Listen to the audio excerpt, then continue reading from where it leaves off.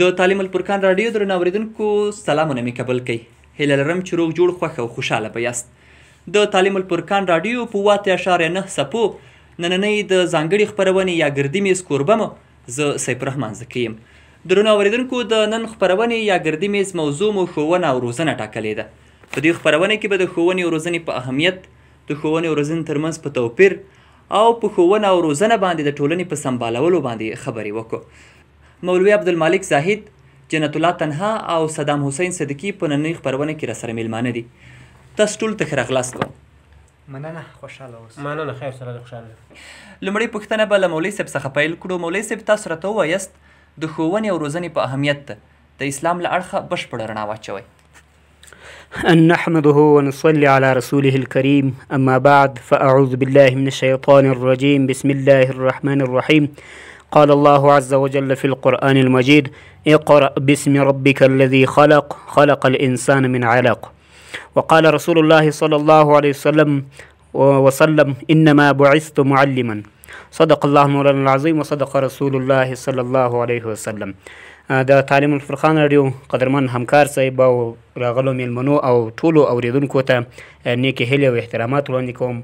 خدای جل جلاله دې وکړي چې روغ جوړ او خوشحاله به یاست، صحت جامې به مو په تن وي. د تاسې پوښتنې ته راځم، د ښوونې او روزنې اهمیت په اسلام کې. دا چې ښوونه او روزنه د انسان د خلقت موضوع ده، یعنې بې له ښوونې او روزنې انسان هیڅ معنا نه لري. په دې او د اسلام د مبارک دین شروع شوی ده، هغه لومړی ځل په دې مبارک آیات سره شوی ده: اقرأ باسم ربک الذي خلق. یعنې اقرأ معنا دا ده چې ولوله. د اسلام د مبارک دین شروع په لوستلو باندې شوی ده. دا د ښوونې اهمیت ښیي چې د اسلام دغه ظهور چې شوی د نبي علیه السلام مبارک سره چې کله جبرائیل علیه السلام مخامخ کېږي، په لومړي ځل باندې دته د ښوونې حکم کېږي، د علم حکم کېږي چې اقرأ ولوله. او بل اهمیت له دې حدیث شریف څخه هم معلومیږي چې نبي علیه السلام مبارک فرمایي چې انما بعثت معلما، زه په تحقیق سره معلم رالیږل شوی یم. نو له دې حدیث شریف څخه دا معلومیږي چې ښوونې د اهمیت لري، ځکه په د نبي علیه السلام مبارک چې معلم رالیږل شوی، خو د چا لپاره رالیږل شوی و؟ د هغو چا لپاره رالیږل شوی چې هغه جاهله خلک وو، هغه جاهله قوم وو، هغوی د اسلام څخه ناخبره خلک ولو. نو د معلم حیثیت هم دغه ده چې مثلا دی د ټولنې هغه قشر ته ښوونه او روزنه وښیي چې هغه قشر مثلا په ښوونه او روزنه کې پاتې راغلی دي، یا خصوصا په ښوونه کې پاتې راغلي. نو دغه د اسلام مبارک دین په لومړي ځل دا ښوونه کړې ده چې تاسې شی وکړئ، د ټولنې هغه قشر ته د اسلام مبارک دین ورسوئ، هغوی ته علم ورسوئ، هغوی ته زده کړې ورسوئ چې هغوی له ناخبره دي، هغوی جاهلان دي. نو دا د اسلام د مبارک دین له نظره ښوونه او روزنه زیات اهمیت لري. ډېره زیاته مننه مولوي صاحب، د اسلام له اړخه مو د ښوونې او روزنې د اهمیت په اړه باندې مفصلې خبرې وکړې. ډېره زیاته مننه. تنها صاحب، تاسو ته راځو، په ټولنه کې د ښوونې او روزنې اهمیت څومره ده؟ مننه. روزنه چې دا خو ډېر اهمیت لري په ټولنه کې، ځکه چې حضرت نبي کریم صلی الله علیه وسلم په جنګ بدر کې چې کوم مشرکین ونیول، هغه ته بیا وایي چې تاسو د فدیې په بدل کې هر یو چې زده کړه لرئ، یو لس ماشومان ته به تاسو زده کړه ورکوئ، د هغه نه بعد به تاسو دا فدیه وي او تاسو به آزاد وئ. نو چې یو دومره اهمیت ورکړی په ټولنه کې، خو نو خامخا د موږ تاسې رهبر ده چې د ټول عالم رهبر ده، موږ تاسو باید ډېر اهمیت ورکړو. دا د عالمانو کار ده چې باید دغه ته ډېره توجه وکړي. دا د معلمانو کار ده، باید په ښه توګه باندې شاګردان وروزي، او مور او پلار هم دا د هغه باید دغه ته توجه وکړي چې خپل ماشومانو ته اول نه په ماشومتوب کې اول خو کلمه طیبه او دا ور زده کړي، او هغه نه وروسته او دی ته دا درس ورکوي، په کور کتابچه ورکوي، یو د اکسیول کتاب ورکوي چې دی دغه کتابو سره او هغه سره اشنا سي. بیا به د ماشومان او زموږ ټولنه روزنې ته ډېره سخت اهمیت او پیدا به ورسېږي. انشاءالله دا خبرې چې دی هغه وکړي، دا کوشش وکړي. ډېره مننه. کور ودان تنها صاحب، خوشحاله اوسئ. صدیقي صاحب، تاسو هم په ټولنه کې د ښوونې او روزنې په اهمیت باندې خپل نظر راکړئ. مننه. خوشحاله اوسئ. په ټولنه کې د ښوونې او روزنې اهمیت باید موږ هر فرد دا فرض ده چې باید موږ ښوونه او روزنه باید له ځان سره ولرو، ځکه چې په ټولنه کې مثلا موږ روزنه هغه ونه لرو، ښوونه او روزنه ونه لرو، نو هغه به یو ګمراه وي، یو د ګناه خواته به ځي، او یو ګناه کارونو به مخته وي. لکه مثلا موږ باید تاسو روزنه باید استاد عالم د کور مشر په ټولنه کې کوم مشران باید هغه باید دغه کوم تعلیم نه لري باید هغو ته باید اهمیت هغه ورکړي، تعلیم ورکړي او هغو ته باید کوشش وکړي چې مطلب هغه باید وروزي.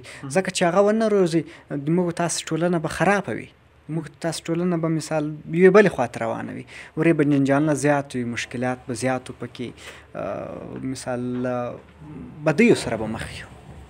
مهمه خبر کورودان ډېره زیاته مننه. ستاسو په نظر باندې په ټولنه کې د ښوونې او روزنې کچه څومره ده؟ مننه. خوشحاله اوسئ. زموږ په نظر په ټولنه کې 50% کار شوی ده. مننه. خوشحاله اوسئ. تقریبا تر پخوا اوس خلک پوه شوي دي تعلیم وکړي، تعلیم خواته ټول خلکو مخه کړې ده.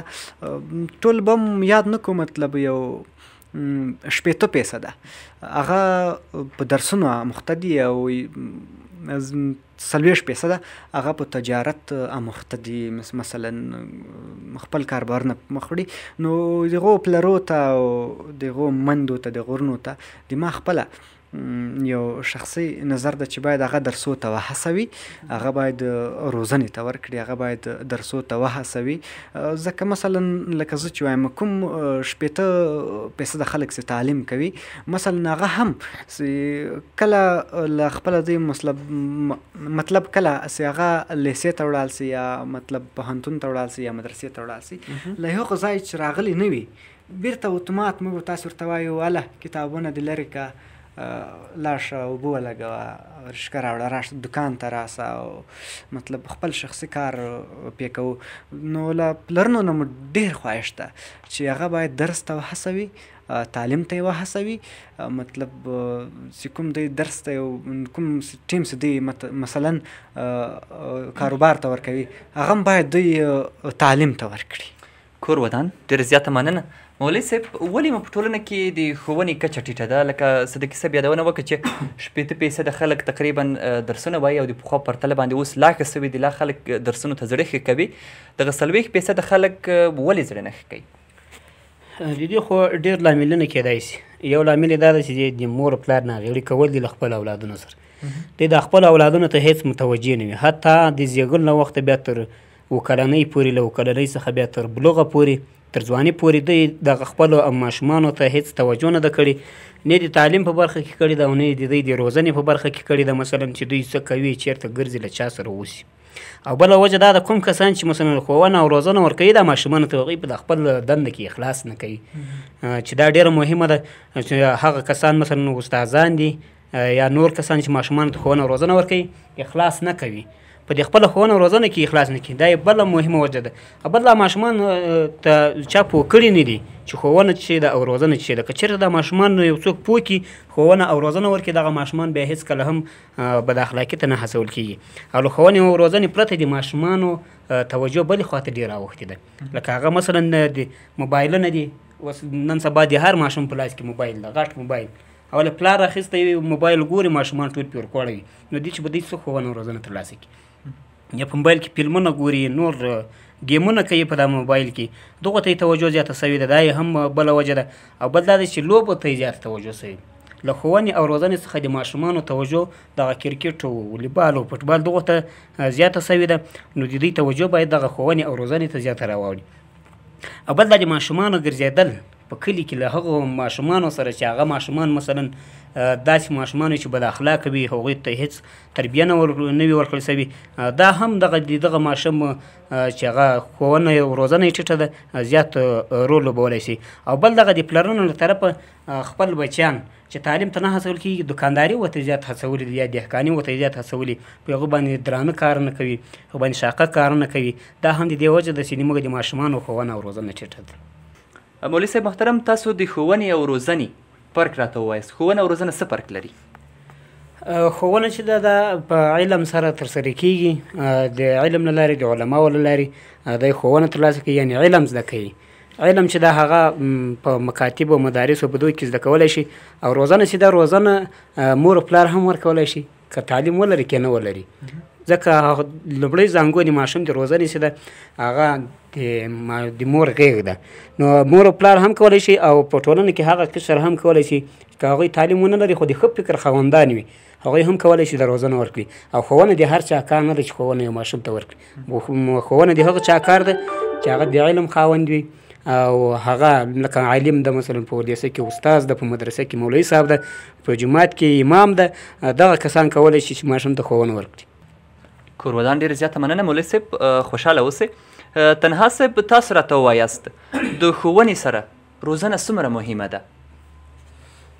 بالکل ښوونه سره خو چې روزنه نه وي مثال لکه یو نیالګی د کېنولو یا د یو باغ وکرو د بستا باغ چې ته وکرې دې ته چې ته اوبه نه ورکوې دې ته چې ته روزنه نه ورکوې دې نه ته هېڅ حاصلات هم نشي ترلاسه کولی ځکه چې کوم نیالګی د کېنولی په هغه ځای باندې وچېږي اوس ماشوم ته چې روزنه ور نه کړي او ماشوم سمې لارې ته برابر نه کړي د هر سړي سره ګرځي د چرسي سره ګرځي پوډري سره ګرځي دا به څه زده کړه وکړي چې زده کړه وکړي دا به یو نشهیي وي یو پوډري وي دغه د زده کړې نه بیا څوک هېڅ ګټه هم نشي اخیستلی او که روزنه ورسره وکړي دا په سمه لار لاړ شي دا به د مشر قدر پېژني دا د کشر قدر پېژني دا په هر شي باندې پوهېږي دا د مور او پلار په قدر باندې پوهېږي دا بل ماشوم ته زده کړه ورکوي چې راځه ته باید هغه ته مکتب ته ولاړ شي ته باید مکتب ووایې ځکه چې دا ته آینده جوړوي که دا یې ده ته دا هغه ور نه کړلی شي ده ته روزنه ور نه کړلی شي دا چې روزنه ونه داسې په کومه لار باندې ته په هغه لار باندې به ځي دا به موبایلونه ګوري یو فلمونه به ګوري یو بل کار به کوي ځکه چې ده ته روزنه ورکړل شوې نه ده خالي تعلیم یې کړی تعلیم کې مکمل ورځ نور تفریط یا شی به ګوري دا شی به ګوري نور ده ته به ده سره به دا غم نه وي چې ما باندې د 14 کاله خوري چې وکړه د حکومت ما باندې بودیجه مصرف کړه دی د چیش دپاره را باندې مصرف کړه د دپاره خو نه در باندې مصرف کړه چې ته خالي فلمونه اولي هغه وګوره په دې باندې دپاره مصرف شوي ده چې دا باید بل چا ته روزنه ورکړي بل څوک وروزي او بل څوک یې ده چې پیدا واخلي د یو کس نه چې یو کس د پوهنتون نه فارغ شي اندازه د نه په زرګونه کسان ګټه اخیستی شي او دا زده کړه ورکولی شي په زرګونه کسان ته باید ښه روزنه واخیستلی شي دا د هر کس مسؤلیت ده باید معلم د وړیکوالي نه ده ته دا روزنه ورکړلی شي چې تا نه به داسې یو غټ سړی جوړېږي ته به معلم کېږي ته به یو ډاکټر کېږي ته باید داسې بلیاره خلکو سره ونه ګرځې داسې دلایه خلکو سره ونه ګرځې دی بیا انشاءالله ښه روزنه هم ترلاسه کولی شي معلم خوله داسې ده لکه د مور او پلار خوله معلم په خوله باندې خلک باور هم کوي او اعتبار هم کوي دې سره ماشومان سخت روزل کېږي باید معلمان دا کوشش وکړي د کوم معاش چې اخلي دا معاش ځان ته خراب نه کړي باید ماشومان ته داسې روزنه ورکړي چې ته باید په دې لار باندې ولاړ شوې دغه لار نه ته باید راوګرځې دا ماشومان دلته دغه کار کوي باید دا کار ونه کړي او بل موږ د مور د پلار نه هم دا هیله ده چې ده ته خپل وخت ورکړي نیم ساعت وي یو وخت وي دا خپله کورنۍ وکړي او خپل درس سره نور یې هم وواسئ او پلار یې که کوم درس دی باید همکاري او کوشش سره وکړي او دا یې ښه واسئ چې ته ډېر تکړه او که دا ډېر ټمبل او ډېر هغه باید دا ښه واسئ چې ته باید دا کوشش وکړه بچیه ته ډېر تکړه یې ته ډېره سخته ښه زده کړه کوې دا کوشش باید په ده باندې وسي بیا دا ماشوم سخت ښه روزلی کېږي او دا زده کړه کولی هم شي او که دا بیخي زده کړه نه شي کولی چې مور او پلار یې هم تشویق کوي معلم یې هم تشویق کوي دا ماشوم بیا ډېره ښه زده کړه کولی شي او که دا خامخا څه شی زده کولی نه شي ده ته معلم هم یا چې ته ټمبل یې او ده ته مور او پلار هم یا چې ته ټمبل دغه بیا د درس نه زړه تېرېږي دا ماشوم بیا هېڅ زده کړه نه شي کولی دا بیا هېڅ امکان نه لري چې ده نه د یو شی جوړ شي دا یې د یوه زده کړه وکړي یا دی په زده کړه کې پرمختګ وکړي دا د یا مخ ته ولاړ شي. کورودان ډېرې زیاته مننه. صدقي صاحب تاسو ته راځم که یو څوک ښوونه نه لري د هغه لپاره روزنه څومره مهمه ده؟ مننه.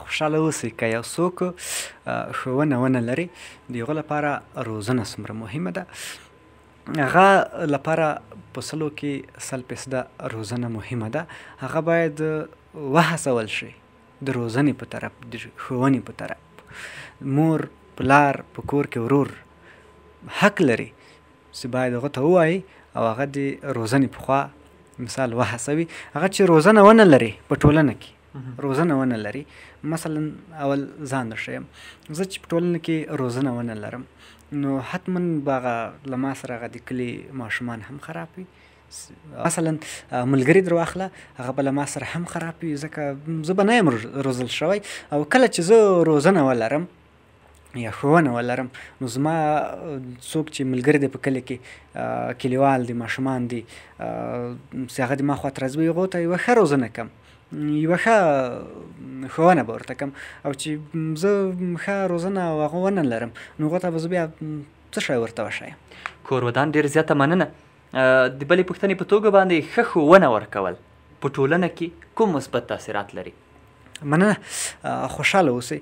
مثلا باغ در واخله د ونو یو باغ چې هغه ښه روزل شوی وي یعنې ښه حاصلات ورکولی شي او یو انسان ته مثلا که تاسو پام کړی وي چې هغوسې ښه روزنه کړې وي یا تعلیم یې کړی وي او محصل وي هغه که در واخلئ تاسو فکر وکئ که چېرته یو مثلا مجلس وي یا چېرته په کلي کې ځوانان سره راغونډ وي که تاسو تعلیم یافته کس ته پام کړی وي هغه داسې جلا معلوم وي پکې معلومیږي چې مثلا دغو تعلیم کړی ده او تعلیم مهم ده. تعلیم یوازې استاد نشي کولی چې یو فرد ته هغه درس ورکړي، ښوونه وکړي، روزنه وکړي. مثبت تاثیر به یې څه وي په ټولنه باندې؟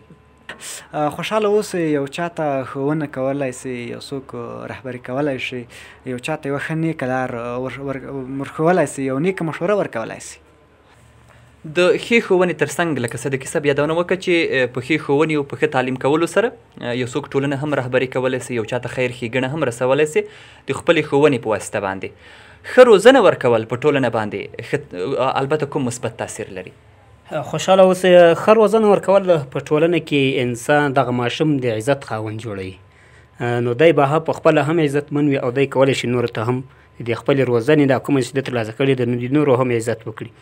لکه په ټولنه کې مثلا د عالمانو خدمت کولی شي، د مور پلار عزت کولی شي، مثلا د مشرانو عزت کولی شي، دا د هغه له برکته چې ده ښه روزنه ترلاسه کړې ده.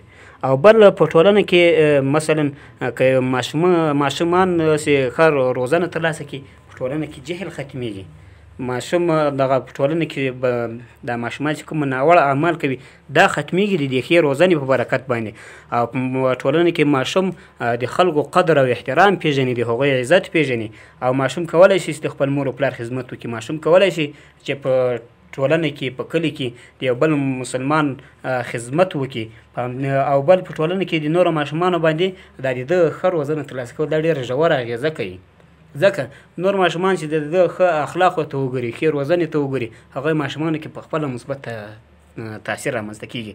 او برعکس که چېرته زیاته برخه ماشومان بې روزنې پاتې سي، بې ښوونې پاتې سي، نو هغوی د جهل طرف ته مخ کوي. نو دغه زیاته برخه ماشومان چې مثلا د جهل په طرف باندې دی ولاړ سي، دوی بیا په هغو ماشومانو باندې بد تاثیر کوي چې هغوی ښه روزنه ترلاسه کړې ده. ځکه هغه متل هم سوی ده وایي چې اوس یې پخوی به د هغو سي که نه. نو دغه ماشومان چې دوی له ښوونې روزنې څخه بې برخې پاتې شوي دي په هغو ماشومانو باندې ډېر بد تاثیر کوي چې هغه کم اندازه وي. ځکه مثلا په یو ټولنه کې به 10 ماشومان داسې وي چې هغوی ښوونه او روزنه ترلاسه کړې وي، ولې خو 100 ماشومان داسې دي چې هغوی ښوونه او روزنه نه ده ترلاسه کړې. نو دغه 100 ماشومان په 10 ماشومانو باندې بد تاثیر کولی شي او دا د 10 ماشومان بیا په 100 ماشومانو ښه تاثیر هم کولی شي د دې ښوونې او د روزنې برکت دی. بلکل کوربدان ډېرې زیاته مننه. تنها صاحب په ټولنه باندې به د هغه کسان چې زده کړې نه دي کړي او هغه کسان چې ښوونه نه لري په راتلونکي او په اوس وخت کې به یې په ټولنه باندې منفي تاثیرات څه وي؟ بلکل ډېره ښه پوښتنه دې وکړه. کوم سړی چې زده کړې ونه لري، هغه ونه لري، هغه به په ټولنې ته هېڅ ګټه نشي رسولی او بلکې ټولنې ته یې نقصان رسېږي. ځکه چې دا یو غلط بل ملګری بل څوک دا ټول یو غلط لارې ته تشویق کوي، ځکه چې دا زده کړه نه وي کړې. دا خلک په ډېرې تاڅوي، دا خلک چې هر څه تاڅوي، دا د مشر او د کشر عزت نه پېژني. چې موږ تاسې کې د مشر او د کشر او د ملا او د عالم عزت ورک شي نو دا ټولنه به څه ټولنه وي؟ دا ټولنه مړه ټولنه، دا ژوندی بیخي هېڅکله ژوندی شمارلی کېږي نه. ځکه چې د موږ تاسې خلک دي دا په علم ژوندي دي، باید دا که دیني علم وي که عصري علم وي دا علم ولري. ځکه چې موږ تاسې ټولنه په علم باندې ولاړه ده، دنیا ټوله په علم ولاړه ده. چې علم نه وي دا دنیا مکمله داسې وښیي لکه ختمه چې. ځکه چې یو کس چې علم ونه لري لکه مور په غېږ کې ماشوم ده په یو شي باندې هم نه ده خبرې، ځکه چې هغه ته روزنه نه ده ورکړل شوې. چې چېرته کېناست په یو ځای کې پرې ناست وي او چې چېرته پروت په هغه ځای باندې پراته خپل ځان دا مچان هم نشي لړلی. د هغه مثال دغسې ده، د هغه سړي د نالوستي سړي مثال دغسې ده. چا په یک یو شي باندې ونکړي، چېرې ولاړ په یخ طرف باندې ولاړ او ده ته د خپلې لارې او ده ته د خپل ګودر پته نه لګي. ځکه چې ده تعلیم نه وي چې زه څه شی کوم او په څه شي باندې مصروف یم، ده ته د ښې او د بدې خبرې معلومات نه کېږي، دی په ښه او په بده خبر نه پوهېږي. دی چې و مشر او کشر عزت نشي کولی او دا بیا نو ټولنې ته کومه ګټه ورسي او کومه پیدا به یې ورسي او دا چې ټوله دنیا یې دی په لاس کې شي د دی به دغه دنیا ته کومه ګټه ورسي. دی یوه جاهله دنیا به وي، دا یو جاهل هغه به وي. باید هر سړی روزنه او هغه ولري. بلکل کوربدان تاسو یادونه وکړه چې که څوک ښوونه او روزنه نه لري هغه په ټولنه باندې ډېر منفي تاثیرات لري. او زموږ ټولنه د اتمن داسې کسان شته چې هغه ښوونه نه لري، خو روزنه هم د ښوونې تر څنګ ډیره مهمه ده. که څوک ښوونه نه لري او روزنه ولري، هغه د ټولنې لپاره واقعا مثبت تمامېدلی سي. صدیقي صاحب ته راته ووایه، که په ټولنه کې یو څوک ښوونه ولري خو روزنه ونه لري، د دوی ناوړه تاثیرات به په ټولنه باندې څه وي؟ مننه. خوشحاله اوسئ. لکه تا چې یادونه وکړله چې ښوونه ولري او روزنه ونه لري، دا خو معلومه خبر ده چې دا د خپل د تاوان کړی ده، د وخت تاوان یې کړی ده، هغه ټیم یې مطلب ضایع کړی ده. او بل مطلب د یو مسلمان او د یو بل ورور حق هم خوړلی ده، او په ده باندې 14 کاله بودیجه ضایع سوې ده. مطلب د افغانستان بیت المال بودیجه مطلب مصرف شوې ده، او منفي تاثیرات په ټولنه کې څه دي که هغه روزل شوی نه وي. مطلب یو بل ملګری هم غلطې خواته تشویق کولی سي، غلطې خواته یې بولی سي. مطلب بل ملګری هم مطلب غلطې خواته بولی شي، او یو دوست هم غلطې خواته بولی شي. یو په کور کې یو ماشوم ته هم یو ښه روزنه نشي ورکولی، او پلار ته مثلا روزنه نشي کولی، د پلار احترام هم نشي کولی، د مور احترام هم نشي کولی. مطلب هغه دته خپل د کورنۍ ټول یو حقوق هم نه ورته معلومیږي په عموما کې. کور ودان ډېره زیاته مننه. مولوي صاحب، موږ یادونه وکړه چې که یو څوک ښوونه البته ولري خو روزنه ونه لري، داسې ولې پیښیږي چې یو څوک ښوونه حاصلوي او روزنه نه حاصلوي؟ مننه. ژوندی اوسې. مخکې مو هم ورته اشاره وکړله، هغه څوک چې ماشوم ته ښوونه ورکوي او روزنه ورکوي په د خپله وظیفه کې اخلاص نه کوي. که چېرته دی په د خپله وظیفه کې اخلاص وکړي او لکه د ښوونې لپاره چې له قسم قسم میتودونو څخه کار اخلي، همداسې باید د روزنې لپاره هم دی له قسم قسم میتودونو څخه کار واخلي، تر څو ماشوم د ښوونې تر څنګ له روزنې څخه هم برخمن شي. که داسې له ښوونې څخه ماشوم برخمن شي او له روزنې څخه برخمن نه شي، نو دا بیا هېڅکله هم هغه نه د خپلې ښوونې اهمیت پېژني، نه د ټولنې اهمیت پېژني، نه د علماو اهمیت پېژني، د هېچا اهمیت هم نشي پېژندلی. نو باید هغه څوک چې ښوونه ورکوي او د روزنه کې هم پوره اخلاص وکړي. ډېره مننه. د ښوونې او روزنې لپاره نور څومره کمپاین پکار ده، کار پکار ده، مثلا عامه پوهاوی پکار تر څو خلکو ته ورکړو ښوونه او روزنه په ټولنه کې لا په مخ ولاړه سي؟ خوشحاله اوسئ. نو عامه پوهاوی باید په دې برخه کې رامنځته کړو. دغه عامه پوهاوی د علماو لخوا رامنځته کېدی شي، د هغه قشر له د هغه ځوانانو لخوا رامنځته کېدی شي د ښه فکر خاوندان دي، او له هغوی سره د هغه خپلې ټولنې د پرمختګ غم وي، د داسې کسانو لخوا دغه عامه پوهاوی رامنځته کېدی شي. دغه عامه پوهاوی اول باید علما باید د دې مور او پلار تشویق کړي چې تر څو دغه ماشوم ته ښه روزنه ورکړي، دغه د ماشوم هغه خپل حقوق ورپېژني. که چېرته دغه مور او پلار خپل ماشوم د ماشومانو حقوق وپېژني چې دوی پیدا شي باید موږ څه ورسره وکړو، یقینا دغه ماشوم به ډېره ښه روزنه ترلاسه کړي. ځکه د اسلام مبارک دین مخکې موږ اشاره ورته وکړه، د اسلام مبارک دین چې بنا شوی دی د ښوونې او روزنې په طریقه باندې بنا شوی دی. ماشوم هم چې پیدا کېږي باید دغه مور او پلار یې د دغه پالنې ته ډېره زیاته توجه وکړي، دغه د جامې ته، د دغه تغذیې ته، د دغه خوراکي شیانو ته، دغو ته باید زیاته توجه وکړي. او بل دا ده چې مور او پلار یې باید داسې تشویق کړو چې د خپل روزنې تر څنګ دغه ماشومان علمي مراکزو ته واستوئ، مدارسو ته یې واستوئ، مکاتبو ته یې واستوئ، نور داسې علمي مرکزونو ته یې واستوئ تر څو د دې ماشومان له جهل له تیارو څخه راووځي او په صحیح طریقه سره ښه ښوونه او ښه روزنه رامنځته کړي. او بله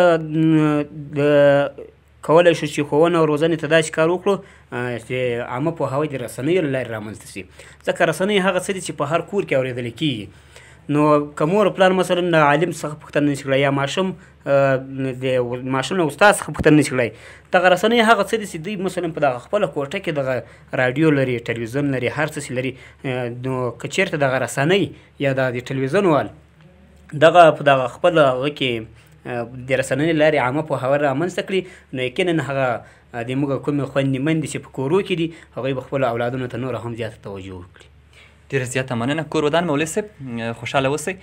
تنها صاحب، تاسو هم خپل نظر راکئ چې د ښوونې د کچې لوړولو لپاره په ټولنه کې څه پکار دي؟ بالکل.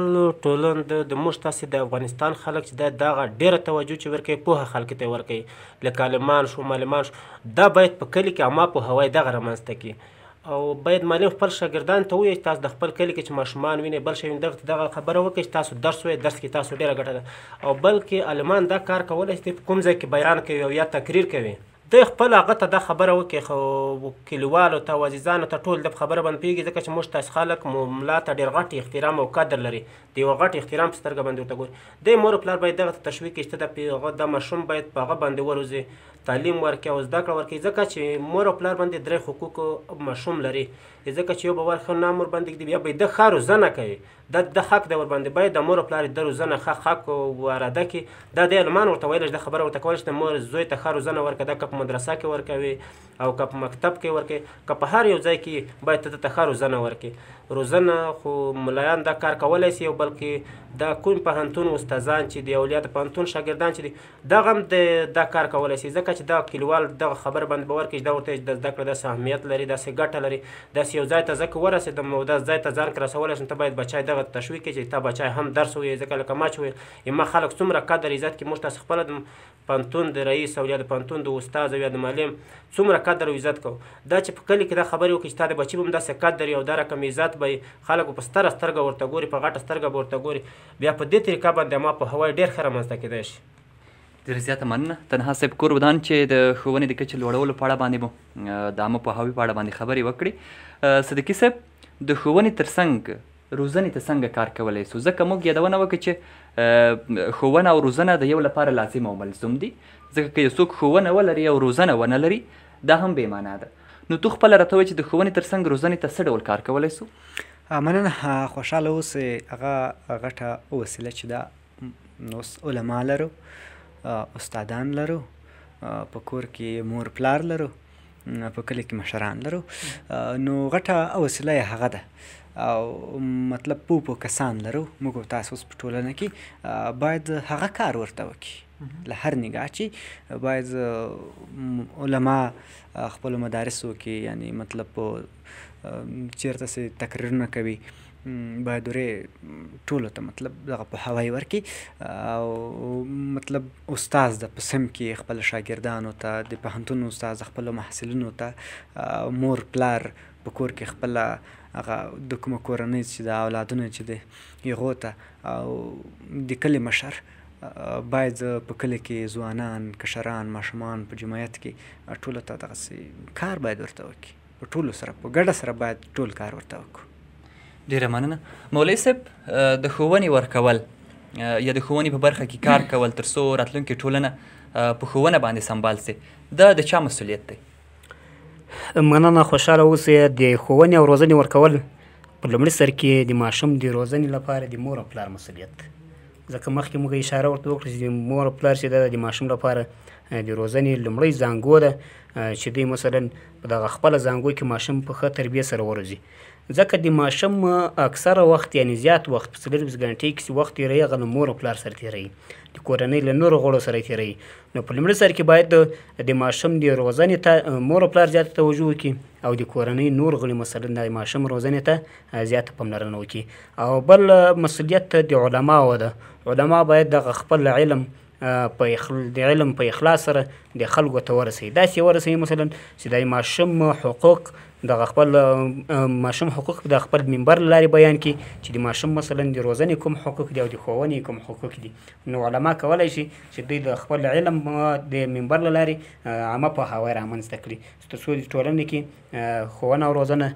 د ښوونې روزنې مسؤلیت په ښه توګه سرته رسولی او بل د ټولنې هغه قشر چې هغه د ښه فکر خاوندان دي هغه هم کولی شي چې دغه مسؤلیت په غاړه واخلي تر څو په ټولنه کې ناپوهه ماشومان پاته نشي او دوی دغه د علم د خاوندانو د ښه فکر د خاوندانو یا د مور پلار د ښو اخلاقو له وجې دوی ښه ښوونه او روزنه ترلاسه کړي ډېره زیاته مننه مولوي صاحب کور ودان خوشحاله اوسئ تنها صاحب علما څه ډول د عامه پوهاوي پروګرامونو یا د عامه پوهاوي په ورکولو کې تر څو د ښوونې او روزنې لپاره کمپاین وکړي عامه پوهاوی وړاندې کړي څه ډول علما کولی شي دا کار بلکل علما دې کې ډېر غټ رول هم لري او کولی هم شي ځکه چې موږ تاسې ټولنه چې دا مسلمانه ټولنه ده یا افغانستان کې د هیچا دومره نه منل کېږي لکه د ملا چې منل کېږي د یو عالم چې منل کېږي دا عالم که مور او پلار تشویق کړي چې ته په ماشوم باندې درس ووایه ته په ماشوم باندې دیني اولیاء عصري درس ووایه ځکه چې تا ماشوم به قدر او عزت پیدا کړي، ته به عزتمنه یې. ځکه چې دا ماشوم باندې چې ته درس ووایې، ته زده کړې پوه کړې، تا قدر به ورسره وي، د پلار قدر به ورسره وي، د مور او پلار قدر به ورسره وي. او که دا ته زده کړه ورنه کړې، دې ماشوم سره به نه تا قدر وي، او نه به د پلار قدر ورسره وي، او نه به د کلي کې د بل مشر قدر او عزت ورسره وي. دې نه به یو عادي سړی جوړ شي. که ته په دې باندې زده کړه وکړې، دې نه ته یو شی جوړولی سي، دې نه ته عالم جوړولی سي، دغه نه ته یو ډاکټر جوړولی سي، دغه نه ته یو معلم جوړولی سي، دغه نه ته یو ډاکټر جوړولی سي، دې نه ته یو انجینر جوړولی سي. د هر شي ته موږ په افغانستان کې نن سبا ضرورت لرو. دې ته دغه نه یو شی خامخا جوړولی سي. دا د عالم خبره د موږ د تاسو د افغانستان په خلکو باندې سخت تاثیر کوي. او باید دا عالمان داسې عالمان پیدا سي چې د رسنیو والا هم دا کوښښ وکړي چې ځان سره یو عالم ولري، او دا کوښښ په دغه عالم باندې په دغه هغه کې وکړي چې د عامه پوهاوي دپاره یوه ځانګړې خپرونه، یو 15 منټ دپاره، 20 منټ دپاره یوه عامه پوهاوي دپاره یوه خپرونه جوړه شي. عالم چې په دې باندې رڼا واچوي او په دې باندې خبره وکړي، او قرآن او د حدیث د رڼا نه په دې باندې خبرې وکړي، بیا موږ تاسې خلک د عالم خبره ډېره ښه ورخلي. او ما ته که ډډه ورځ ورته غږېږي، ما ورته په خبره باندې دومره تاثیر نه ورباندې کړي لکه عالم چې یوه خبره ورته وکړي.